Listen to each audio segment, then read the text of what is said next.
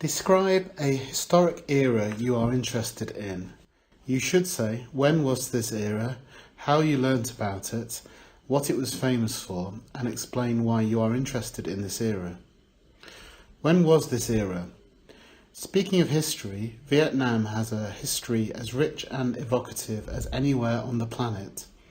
Each historic era has its own features, but I'm only interested in the era of the Lai dynasty, sometimes known as the later Lai dynasty, a Vietnamese dynasty that ended in 1225.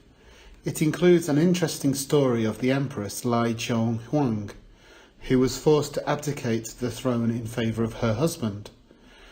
How you learned about it. I am lucky to have the chance to visit the Vietnamese History Museum, where my sister works.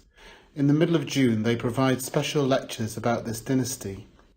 Those lectures cover a lot of ground, but they provide face-to-face learning opportunities with expert historians, and therefore the transmission of knowledge is quite effective in my opinion.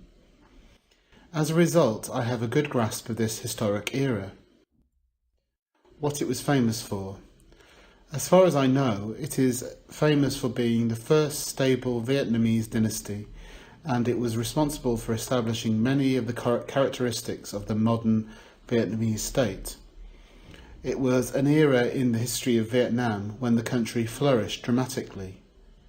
The Lai dynasty developed the Great Red River Delta system to prevent summer flooding and winter drought, and this system made the region one of the most fertile rice-growing areas in the world. Its rulers also promoted literature and commissioned works of art, and during their reign, knowledge of classical Chinese literature was widespread.